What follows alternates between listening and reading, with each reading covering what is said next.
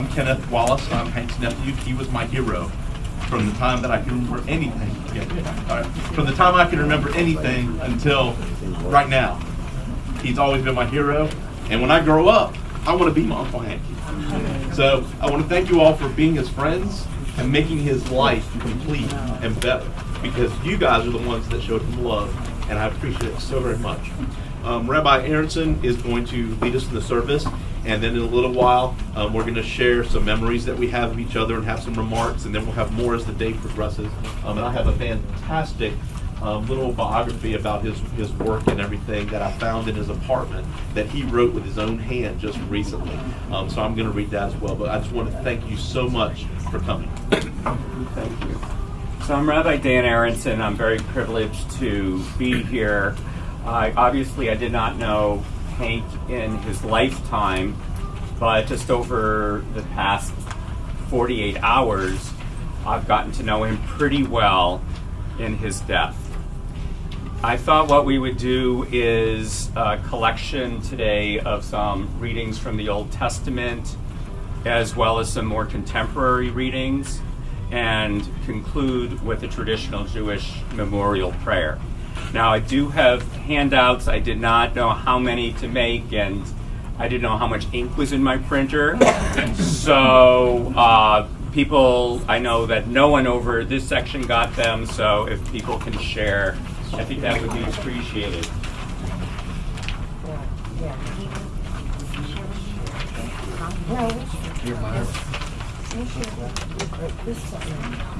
I don't know how the sight lines are here.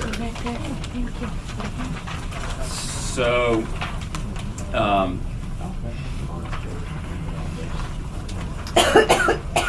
when a Jewish person dies, these are the words that we say. Baruch Dayan HaEmet. Praised is the judge of truth. Adonai Natan v'Adonai Lakach. Yehi Shem Adonai Mivorach. Adonai has given and Adonai has taken. Praised be the name of Adonai. Here's a reading from Psalm 15, which is not on the page that I handed out. But as I was thinking of readings, this one seemed to jump out as something that captured a little bit of who Hank was. Do we deserve to enter God's sanctuary? Can we merit a place in the presence of God? Live with integrity, do what is right. Speak the truth without deceit. Have no slander upon your tongue. Do no evil to others. Do not mistreat your neighbor. Spurn a contemptible person, but honor those who revere Adonai. Never retract a promise once made, though it may bring you harm. Lend no money at unfair rates, accept no bribe against the innocent. Make these your own, then shall you stand firm forever. As we remember Hank today, we're blessed to have members of Hank's family with us, Kenneth and Anise, and Bonnie is someplace, Bonnie, and Mary, Kenneth's husband. And I'm sure, having learned a little bit about Hank, that you are all part of his family of choice, and that you felt that he was part of your family of choice. Sometimes it's the family of choice that we prefer, especially around Thanksgiving time. So let's read from Ecclesiastes chapter 3. This sounds familiar.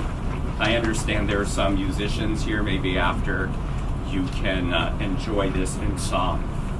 For everything there is a season. You can join me. A time for every activity under heaven.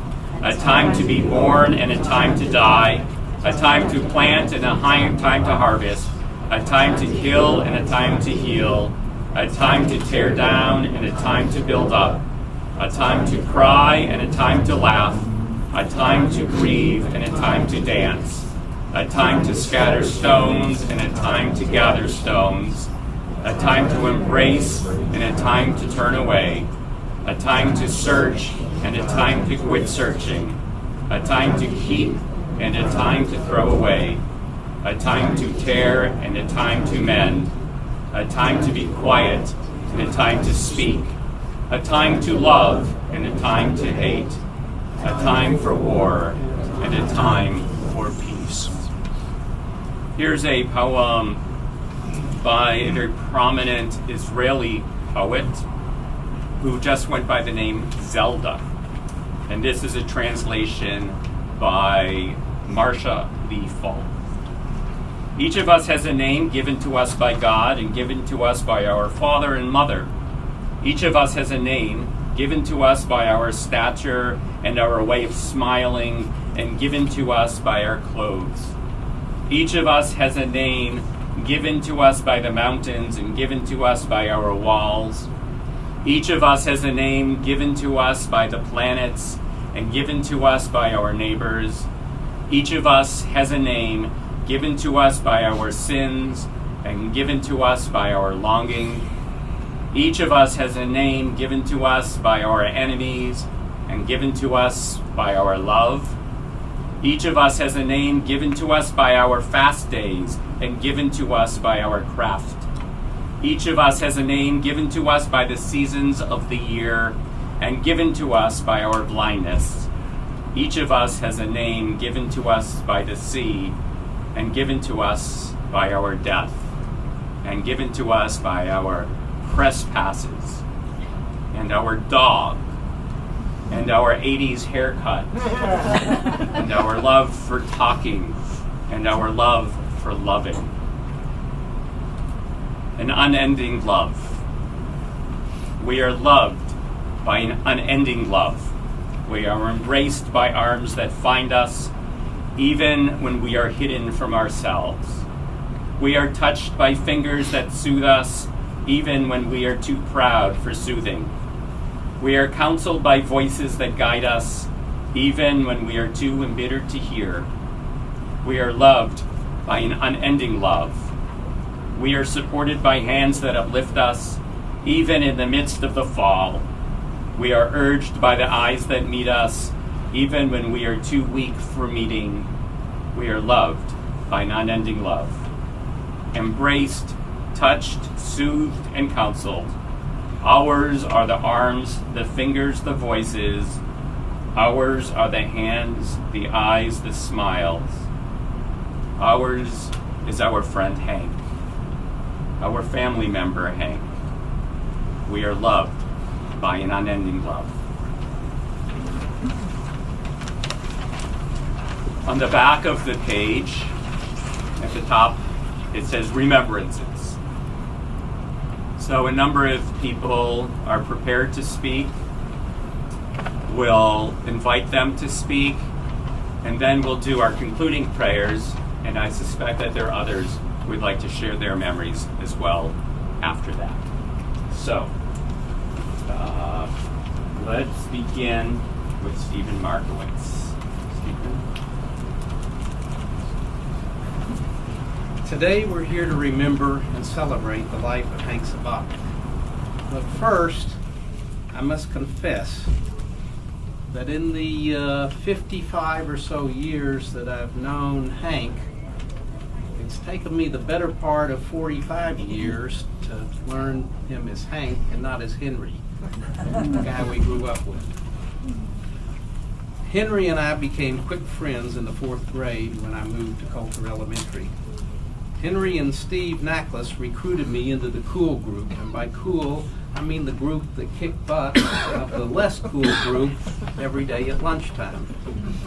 I loved to draw planes and trains and ships and things, and Hank loved those, and so he recruited me right into the group. Over the years, we saw many concerts together, especially The Who. And since high school, we always followed the Formula One season together. Hank even had the time to attend 3 to 4 races a year for many years. Some of you remember that. He traveled all over the world.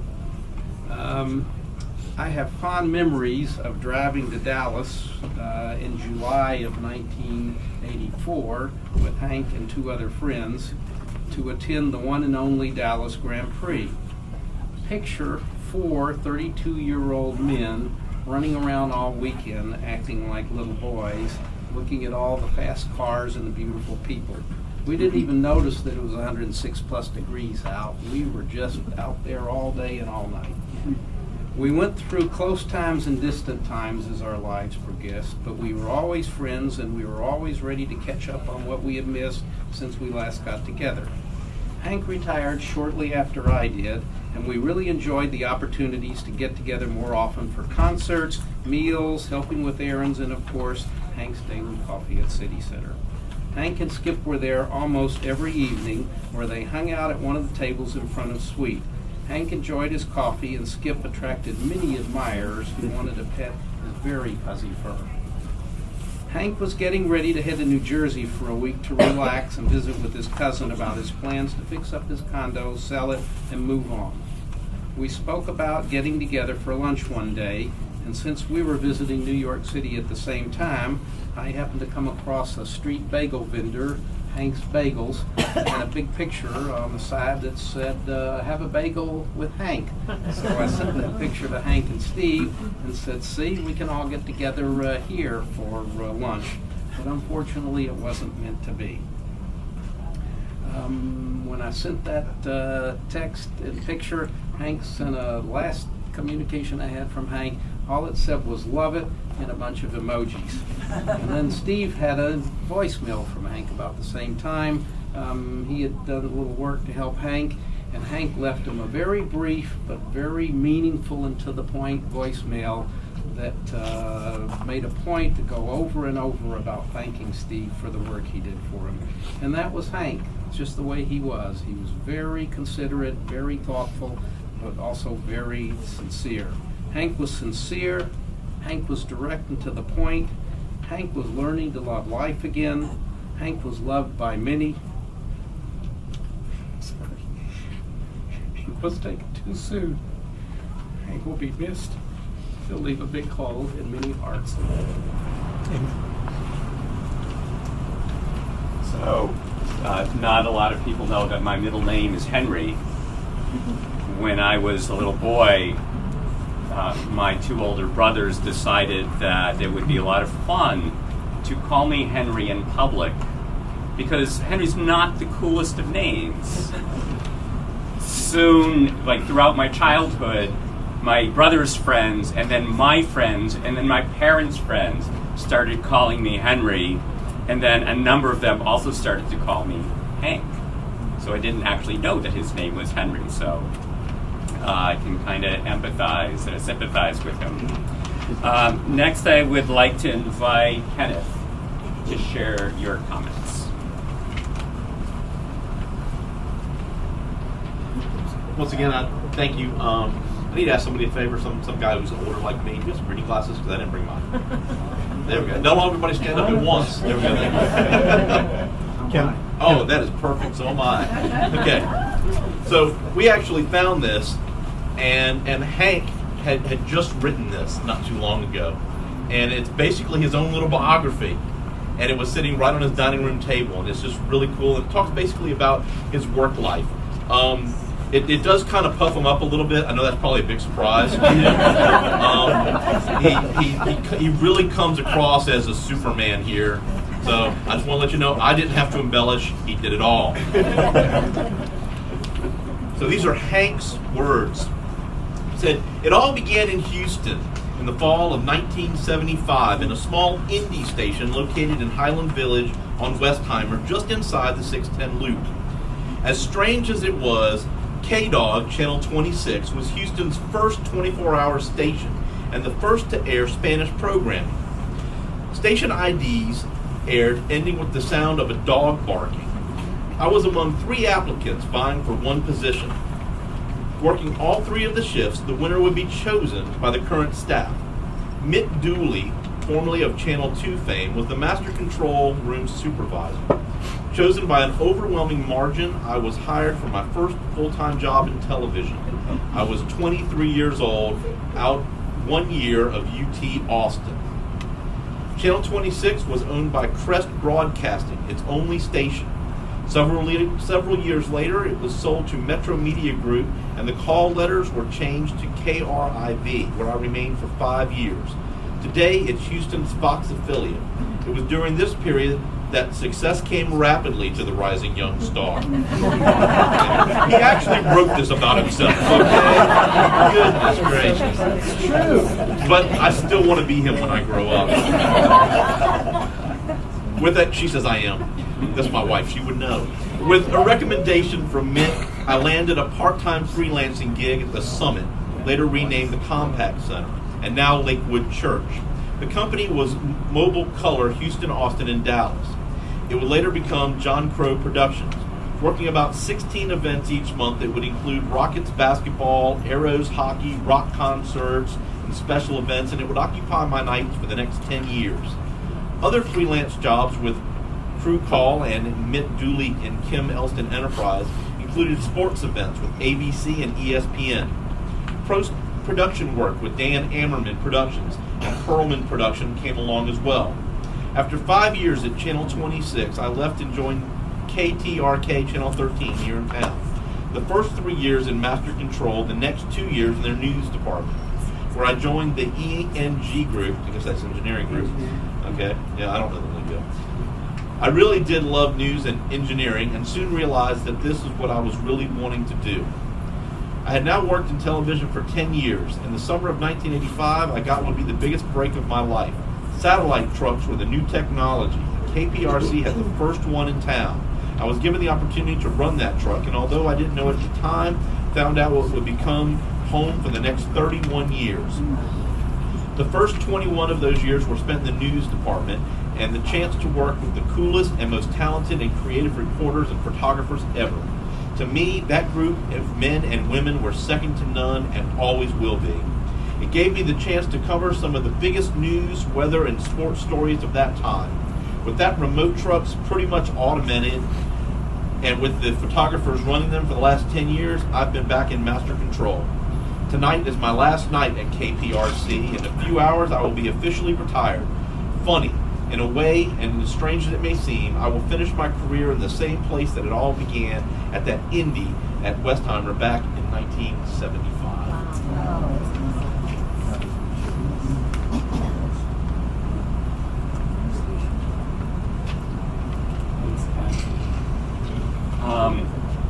I suspect that there are people here from lots of different pieces of Hank's life. And am I correct in assuming not everyone here knows each other? Right. Is that true? And so, I think actually Hank would really enjoy knowing that there are all of these people in his life who are coming together, because my sense is that's who he was. He liked people to know each other and love each other. So, if you're part of Hank's life from his childhood, from that Meyerland neighborhood of a few blocks where everyone, there's someone here who moved into the baseball field that was the lot next door. Who was that? Me. You. My parents. Shame on you. Okay. Of blessed memory. So if you're part of Hank's childhood, raise your hand. So you can look around, see them. Okay. If you're part of Hank's teen years, like youth group, and then University of Texas. Still. That would include the frat brothers, right? The AE Pi guys. Who are the AE Pi guys? Okay. Alpha Epsilon Pi, it's the Jewish male fraternity. I guess if it's a fraternity, it is male. Right? Early career post-college. Okay. All right. Well, there you go. And sort of mid-career, 40s, maybe. Yeah. And more recent career. Lots of pieces. I hope you'll all have a chance to get to know each other and build community among yourselves. I would like to invite Meyer. My best friend growing up, who called me Hank before anyone else, was Brian Goldberg. Okay. Well, as long as it's in the Goldberg. family, it's the Goldbergs. It's all one big family. Unlike everybody else who has things that they have written down, I'm gonna wing it. Surprise. There's so many emotions because I do call and have called Hank most of the last 55 years my very best friend. And even though there's times, like Steve said, that we're a little more distant than others, we have always been in touch.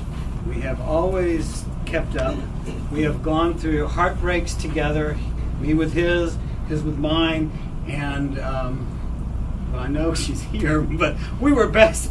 My sister's here too, because he was part of the family. Hank would come over along with a few other friends every Sunday and have waffles, because that was my dad's thing. And Hank lived catty corner, from us, and he would show up every Sunday, and we'd have waffles, and then we would traipse off to Sunday school. So, and that was one of the first things. We played, we had stolen his baseball field, but we became we made his house the wiffle ball field, and we had our own rules around the cactus bed and the overhanging roof. Bonnie's nodding her head. So we hit tennis balls down his parents' hallway. We threw frisbees in my parents' house. I mean, as a kid, that we just hung out, rode bikes together, and all that kind of stuff. And we just made a fast friendship. And actually, I will tell you, even though I never really was very good at it, it was Hank Subotnik and Jeff Cohen who taught me actually how to catch a baseball with a glove. So there you go. And that was already in 6th grade. And I didn't do as great a job as I would have liked, because I would have liked to have made that a career. But at any rate, Hank,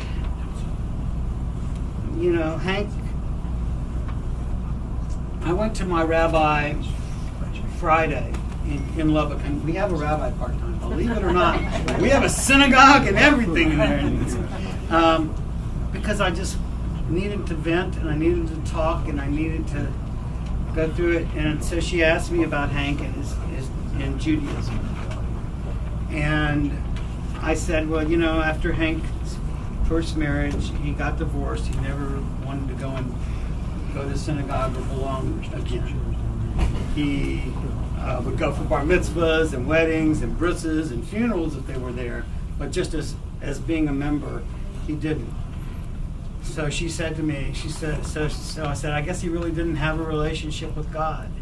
And she said, Hank had a relationship with God. It was just an angry one. And that really struck me. And God had a relationship with Hank. Hank may never have known it. God created a person who was caring, who was always there for you, who was loyal, who would call you up and say thank you. The last time I saw him was Labor Day. He just called to say thanks for coming in. And Steve Naklis and I and Hank had dinner. Hank and I had a one-on-one lunch. He called me just to say thanks. I really enjoyed it. God gave Hank the skills and the gifts, and Hank didn't realize it. Perhaps now when he gets there he will, because there's not a better person than God created. We're all God's children. But there's nobody like Hank who just gave and gave and gave of himself. When we were in college, Hank didn't have a lot of money. But once he made a lot of money, as you've heard, because he was as good as he said, Ken, by the way, in the newsroom, he was very, very generous with his money to his friends who need or issues and causes. I mean, that was Hank Subotnik. Just a couple of quick things. Now, the fraternity, I'm taking credit for that, at least the first 2 years, because we were all together. Hank's father had closed his practice. He was a doctor. Had closed his practice here and moved to Abilene, which is now my area of the world, but had moved to Abilene. And the first year we kept up, and the second year we lost touch, and by the third year I didn't know. And somehow, some way, I found out that he was at UT his freshman year, and I wasn't. I found him at Chester dorm, and we got together, and we went out to dinner, and we got back to Chester, and it rained. I spent the night on Hank's bed, which is about half the size of this table, with Hank, fully dressed, but, because it was one of the most uncomfortable nights I've ever spent. But at that point, I told Hank about the fraternity, and Hank was like, well, I don't know if I can join because I don't have the money. And, Ken Schiller basically talked to Hank, and they worked out a deal, and Hank was a waiter at the fraternity. And so I'll take credit for getting him into the frat and giving all these other people a chance to know him as well. Today, lastly, I guess today I spent this afternoon at the Museum of Modern History or whatever, Natural History, yeah. And there was an exhibit, the Egyptian exhibit, and there's sarcophagus. And there's mummies, and then there's also I also saw the Americas, where they also, at least some of the early Maya and Inca, had pyramids for their dead. And I'm thinking, that's not a Jewish tradition, because we don't need it. As long as we're here, as long as we know Hank, as long as we remember Hank, we don't need to have that kind of monument to him. It's right here. I am a better person. My life is enhanced and has been shaped by Henry Allen Subotnik. Hank. Thanks for those beautiful words. Next, Chris Bizzuto will share her memories. So I hadn't planned on doing this until I found this of Hank's. So for those of you that want a little insight of his humor, so he drew this piece of artwork, and this was a piece that he numbered as an original. It's a 1 of 1. And on the back of it, he had posted, just as you would have an original piece of artwork, right, with a certificate of authenticity. So, if you would love to take a look at that, you can pass that around. So he wrote, Henry Allen Subotnik, Certificate of Authenticity. This document, it certifies the work, the name of the piece was titled Curly Stem Tulips in a Nondescript Vase. It's a number 1 in a series of 1. The piece includes professional quality artist drawing paper. It was crafted with authentic Crayola brand colored pencils and is surrounded by a museum quality double mat. Yes, and it's surrounded by a museum quality double mat, and it's been signed and numbered by the artist. He says all sketches and early attempts and early artist proofs have been they're destroyed. So this is a one of one original. He says Henry Allen Subotnik is a true visionary of what we're not sure. His work will increase in value over time. So yes, so that was Hank, right? A bit of his personality. Wow. For most anybody that's here today knows that I had the better part of Hank for 18 years. And I'm so blessed to have done that. So I met Hank obviously really very young, right? So Meyer, I love what you said. Hank shaped who we are. He absolutely shaped who we are today. So I really, I want to start off by telling you, Hank was a member of my family. My family adored Hank. My mother said Hank was like her gratitude for her kindness. As I close, my dearest friend, I want you to know, when you left, you took a part of my heart with you. By simply telling me, sis, if you need anything, I'm just as close as a phone call. You thanked me so many times for being there for you. You didn't realize, my friend, it was a true pleasure, because you were a pleasure in my life. Even though the sorrow is overwhelming at times, I know that you are in the presence of God, and your finally your suffering is no more. I will always love you, my dear friend. That was from my sister Sandy. My sister spoke to Hank nearly every day, maybe in these last 10 years. Best of friends. So when I asked my family to describe words of Hank, how they would describe him, just a couple of 2-3 words, these were the words that I got from my family about Hank. I heard words of deep caring and tenderness, understanding, patience, unconditional love. My mother, once again, loved Hank like he was her own. She would always say, "I love you like my son." My sisters appreciated Hank's sense of humor, and my sister Sandy particularly. As for me, Hank taught me love. He taught me art. He taught me music. We followed the Who together around the country. We would go to Formula One races around the world. Hank taught me the finer things in life. Most of all, he taught me love. He taught me what it was like to be loved, to love, and to be loved. And I will be forever, forever grateful for him, for that. I'm so blessed. Thank you. I will love. Oh, let me read the end of this.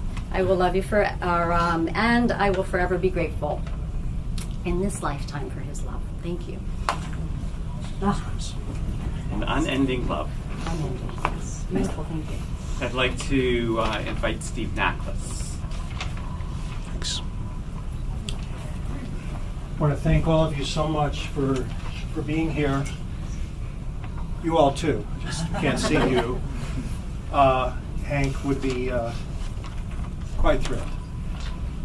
I'm Steve Naklis. I've known Hank since the 3rd grade, so you don't get confused. I'm the cool Steve. And this is Steve Moskowitz. So Hank and I, we go back to the 3rd grade together. We all lived within a couple of blocks of one another. I'm going to try not to repeat what you've already heard. I have a few other Hank stories to tell you. I think it's no secret in this room. If you didn't know it, you should know it. Hank loved to talk, for one. He also loved drums. And from as far back as I can remember, Hank drummed. He had a drum set as a little kid. If you're fortunate enough to be his friend, he would come up to you and he would beat on you and he would take pencils and he would drum on you. And you were pretty cool if he did that, because that was Hank. And to this day, he had a drum set. As Meyer and Steve already alluded earlier, we have lots of boyhood memories, and we can share some of those later. We played baseball and home run derby and did all the things that guys do along the side of the house and the driveways and so forth and so on. I have a few adjectives for Hank today, and certainly some of these apply, and I have more in just a minute, but a few that came to my mind were funny, goofy, and a great sense of humor. The thing about Hank, though, is everybody loved him. There was a TV series called Everybody Loves, and I forget the guy's name. Whatever. It could have been Everybody Loves Hank. I think we all agree on that. Hank and I were those early friends that the rabbi was talking about, and then we were the middle friends, and then we were the late friends. I went to Georgia Tech my first 2 years. Hank was at University of Texas. I transferred back to UT junior year. And then senior year, Hank and I were both in radio, TV, film, and it seemed like a good fit. We became roommates. So it was just the three of us, me and Hank, and at the time, Jackie. I never saw the two of them, but I understand they were good roommates. And Hank and I agreed the other day that although we don't recollect the 70s very much, we're told it was a great time. and we know we enjoyed it. And I know Hank enjoyed it because I've seen pictures of us both in the 70s, so it was a great time. Hank was a great roommate, and we've stayed friends over the years, but during that middle part of his life, we'd see each other a few times a year, but not as often. There are other words that I would use to describe Hank at times, but I think we could all apply these to ourselves. At times, Hank could be moody, angry, depressed, moping, unmotivated, solitary, alone. I do that. And by the way, you sound a lot like him. I know. It's pretty amazing. You sound a lot like him. I also have, as somebody mentioned earlier, if any of you want to later, and I hope most of all of you can stay and celebrate afterwards, but I also do have several voicemails, some of them as recent as a week and a half ago from Hank, and it was, very touching to hear his voice. In 2012, a bright spot came into his life, and the spot's name was actually Skip. And any of you that knew Hank, I'm not going to go into detail as you understand how much he loved Skip. Hank told me that basically that dog was on euthanasia row and Hank saved his life, and Hank said that after he did that, the dog saved his life over and over. We kept Skip. Hank and I traded off some things in the last month or two. I had to have a little day surgery and he took me. He had to have a little minor surgery and I took him, and I kept Skippy for about 5 nights, and he was a wonderful companion. And once again, those characteristics of Hank showed through with the dog as they did with all of his friends. I've got a few positive adjectives I'd like to throw at you as well. Words like generous, humorous, witty, thoughtful, polite, and his mother would love this next one, well-mannered. Meyer already alluded to that. If I did the slightest thing for him, and you all have seen the same thing, I know Steve has, there was a phone call, there was a thank you. Hank was extremely gracious and courteous and thankful for his friends and what they did for him.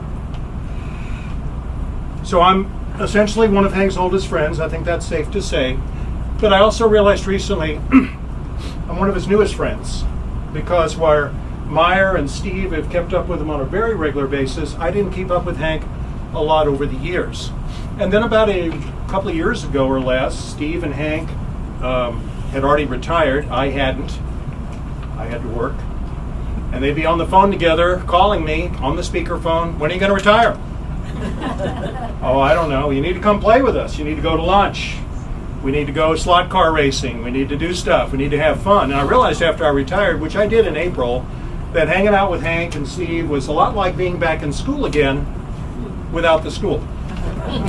This was what happens at 3 p.m. And every day is like 3 p.m. these days. I talked to Hank about a week and a half ago and said, do you agree with me that they say the new 60 or 40 is the new 60, but to me, the new 8 a.m. is 12 p.m. And Hank said, yeah, that's about when I like to crank it up. So I began to appreciate Hank's lifestyle. Actually, I already did. We also know he loved music. If you are a musician or think you are one, would you raise your hand? I know you guys are here. A lot of Hank's buddies are here that are musicians, and some of them are in one of his favorite bands, and I'm not going to put a big plug in for them, although their name is the McClanahans, and they play at Pennison's Bar and Pub, and we can talk about that later. Thank you guys so much for being here. He would be so delighted that you're here. It would mean so much to him because he loved to go hear the band. I'm not going to get into a whole lot of things, but what I did want to share with you, because I think it's important, is how was Hank the last month? How was he the last several months? And I want to tell you, he was great. He really was. Steve and Robbie saw it. I saw it. He was moving in a really good direction. He was about to get his house up for sale, and he'd come to me, and I don't know how well you knew Hank, but did you ever notice he might ask a question more than once? Did you ever notice he might tell a story more than once? In fact, Hank reminded me when he would tell a joke. Meyer and Steve and Hank and I all went out to Jack's for dinner recently, and I told a joke. I did my best. What's his name? The guy I did the impersonation of, Andy Rooney. Yeah. And then after I did my Andy Rooney, Hank decided to do his Andy Rooney, and he got a big laugh for it. And he thought, cool, I got a big laugh. I'll tell the same joke again. And he told it again just a second later. He got another laugh. He goes, oh, I'm going to say it again. He told the punchline a third time. Almost reminded me of a little kid sitting in a high chair who's 9 months old, and they flick their saucer off onto the ground. Everybody makes a big fuss over it, and the kid goes, and they pick it up, you put it back again, and they do it again. That's Hank. To me, that's Hank. Hank was, what's the guy that was on... who played the Penguin in Batman? Fergus Meredith. What? Fergus Meredith. No, on the movie, but anyway, the little, and Danny DeVito, yeah. Put Danny DeVito in Hank's body and put some hair on him, and I think you had Hank. This gruff little grumpy guy who had a heart bigger than Texas. That was our Hank. And as I said, it's not fair to lose someone. It's especially hard when they're 65, but he was in a good place. He was in a good place. Steve, I found out, had lunch with him, a week ago Friday. They went to some fancy schmancy place downtown. Hank and I went to CC's Pizza 2 days before that. and not only did I find out it was only $6.09 a person for all you can eat, and let me tell you, he ate a lot that day. $6.09, but they asked us, I guess they thought we were old, they said, "Are you all seniors?" Like, "Why, yes, we are." Got another $1 off, so it was only $5.09, and it was my turn to treat, because Hank and Steve and I would take turns treating at lunch. So my last recollections are really good ones, and that to me is good, because that's who he was, and we had a wonderful time, and we're all blessed to have known him. Thank you all for being here.